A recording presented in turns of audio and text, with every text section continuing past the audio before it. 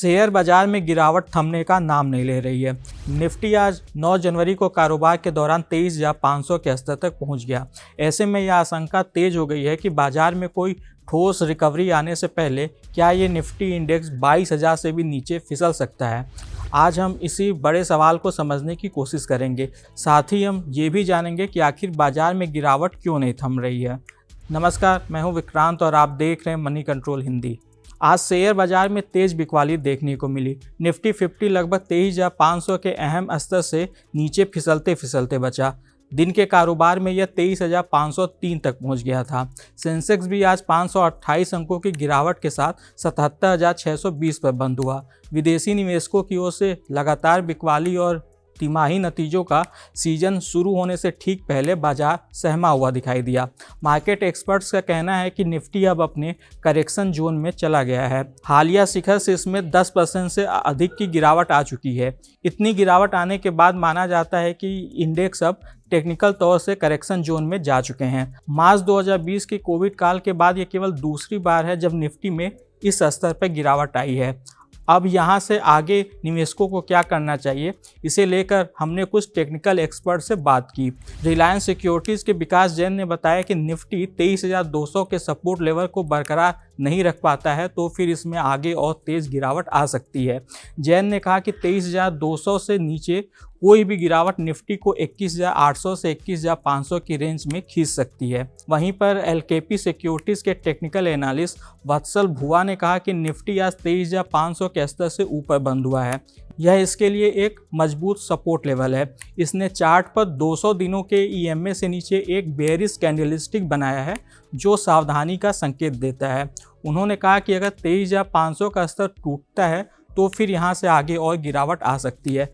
वहीं पर ऊपर की ओर 23,800 इसके लिए रेजिस्टेंस के तौर पर काम कर सकता है। अगर अगले कुछ दिनों में निफ्टी 23,800 का स्तर पार करता है तो फिर बाजार में नया मोमेंटम देखने को मिल सकता है। अब आते हैं कि आखिर शेयर बाजार में गिरावट क्यों नहीं थम रही है। मार्केट एक्सपर्ट्स का कहना है कि इसके पीछे सबसे बड़ा रीजन अर्निंग ग्रोथ से जुड़ी चिंताएं हैं। टाटा कंसल्टेंसी सर्विसेज यानी कि टीसीएस के नतीजों के ऐलान के साथ ही आज से आधिकारिक तौर पर अर्निंग सीजन की शुरुआत हो गई है। इससे पहले पिछली तिमाही में भारतीय कंपनियों और ख़ास तौर से निफ्टी में शामिल कंपनियों का प्रदर्शन पिछले 4 सालों में सबसे कमज़ोर रहा था। जियोजीत फाइनेंशियल सर्विसेज के chief investment strategist doctor VK Vijay Kumar ने कहा कि तिमाही नतीजों से बाजार में एक घबराहट देखी जा रही है। आज से तिमाही नतीजों का सीजन शुरू हो गया और बाजार अब कॉर्पोरेट के प्रदर्शन के हिसाब से प्रतिक्रिया देगा। मीराय एसेट शेयर खान के संजीव होता ने कहा कि अभी तक ऐसे कोई संकेत नहीं मिले हैं कि निफ्टी 50 में शामिल कंपनियों के नतीजे पिछली तिमाही के मुकाबले अच्छे होंगे। इसके चलते निवेशक काफ़ी सतर्क हैं। इसके अलावा ट्रंप की नीतियों को लेकर अनिश्चितता और फेडरल रिजर्व की ओर से ब्याज दरों में अनुमान से कम कटौती की चिंता के चलते भी बाजार पर दबाव बना हुआ है। CNN की एक रिपोर्ट के मुताबिक राष्ट्रपति ट्रंप सत्ता संभालने पर ग्लोबल इंपोर्ट पर 10% और चीन से आने वाले सामानों पर लगभग 60% की ड्यूटी लगा सकते हैं। इतनी भारी भरकम ड्यूटी पर कोई आपत्ति न करे, इसके लिए ट्रंप अमेरिका में नेशनल इकोनॉमिक इमरजेंसी का ऐलान भी कर सकते हैं।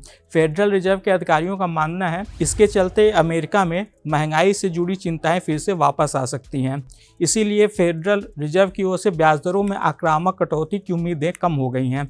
शेयर बाजार अब 2025 में केवल एक बार 0.25% की कटौती का ही अनुमान लगा रहा है।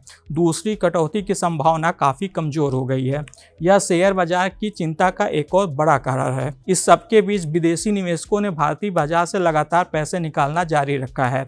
FII ने बुधवार को 3,362 करोड़ रुपए के शेयर बेचे। अकेले जनवरी में FII अब तक करीब 10,449 करोड़ रुपए के शेयर बेच चुके हैं। ये सभी फैक्टर मिलकर बाजार पर दबाव बनाए हुए हैं। आज के इस खास वीडियो में बस इतना ही। आपको यह जानकारी कैसी लगी हमें कमेंट कर जरूर बताइएगा।